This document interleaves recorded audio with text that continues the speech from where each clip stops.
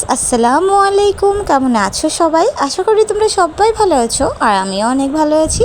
চলে এসেছি তোমাদের জন্য নতুন আরেকটি ব্লগ ভিডিও নিয়ে। তো আজকের ব্লগটা কিন্তু আমি দুপুরবেলা থেকে স্টার্ট করলাম। আজকে না আমি দুপুরের জন্য রান্না বান্না করছি, ভাবলাম তোমাদের সঙ্গেও ভিডিওটা শেয়ার করি।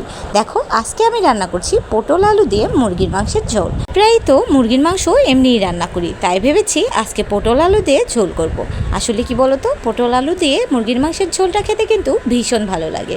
তো এদিকে কিন্তু আমি পেঁয়াজটা খুব সুন্দর করে ভেজে নিচ্ছি। আর জানো তো, পটল আলুর ঝোল করার জন্য পটল আলুটাকে কিন্তু খুব সুন্দর করে একটুখানি ভেজে নিতে হয়, এতে করে কিন্তু খেতে ভীষণ ভালো লাগে।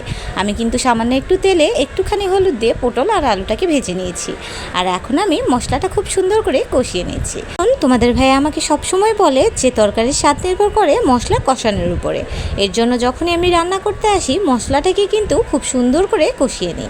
দেখো আমার মশলা কষানো হয়ে গেছে। আর এখন আমি মাংসগুলো মশলার মধ্যে দিয়ে দিচ্ছি। আর আগে থেকেই কিন্তু এখানে কোনো পানি ব্যবহার করব না, এসো থেকে যে পানিটা বেরোবে সেই পানিতেই কিন্তু মাংসটা কষিয়ে নিতে হবে। আমি খুব ভালো করে এখানে নাড়াচাড়া করে ঢাকনা দিয়ে ঢেকে দেবো। দেখো কিছুক্ষণের মধ্যেই কিন্তু অনেকটাই পানি বেরিয়ে গেছে। আর এই পানিতেই কিন্তু আমি মাংসটা কষিয়ে নেব। দেখো চারদিক থেকে কিন্তু অনেকটাই তেল ছেড়ে দিয়েছে, তার মানে আমার মাংসটা কষানো প্রায় হয়ে গেছে। মাংসটা কষিয়ে নেওয়ার পরেই কিন্তু ভেজে রাখা পটল আলুটা মাংসের মধ্যে দিয়ে দিতে হবে। এখন মাংসের সঙ্গে পটল আলুটা একটুখানি ভেজে নেব, তারপরে কিন্তু এখানে সামান্য পরিমাণে পানি দিয়ে দেবো।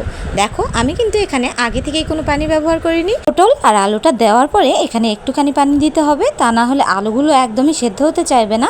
আবার কিছু কিছু সময় মুরগির মাংসটা সেদ্ধ হতেও অনেকটাই দেরি হয়, তাই আমি এখানে পানিটা একটু বেশি করে দিচ্ছি। কারণ আগে থেকে যেহেতু পানিটা দিইনি, তাই কিন্তু মাংসটা অল্প সেদ্ধ হয়েছে, তাই একটুখানি পানি ধরেই দিচ্ছি যেন করে মাংসটা সেদ্ধ হয়ে যায়। এই যে দেখো পানিটা প্রায় শুকিয়ে এসেছে। আর এখন আমি খুব সুন্দর করে এগুলোকে কষিয়ে নিচ্ছি একদম তেল ছেড়ে দেওয়া পর্যন্ত। দেখো কষানো কিন্তু একদম হয়ে গেছে, চারদিক থেকে কিন্তু তেলও ছেড়ে দিয়েছে। এখন দিয়ে দিলাম ঝোলের পানি। দেখো দেখতে দেখতে কিন্তু আমার তরকারিটা রান্না করা একদম হয়ে গেছে। আর কত সুন্দর লাগছে তাই না, একদম লাল টকটকে মুরগির মাংসের ঝোল। এখন সামান্য একটু জিরে ভেজে গুঁড়ো করে কিন্তু এর উপরে দিয়ে দেবো। আমি তরকারি রান্না করলে এই জিরে ভাজাটা এখানে ব্যবহার করে থাকি। চলো ভিডিওটা এখানেই শেষ করছি, দেখা হবে নেক্সট ব্লগে। ততক্ষণ তোমরা ভালো থেকে সুস্থ থেকো আর আমাকে একটুখানি সাপোর্ট করো। টাটা বন্ধুরা।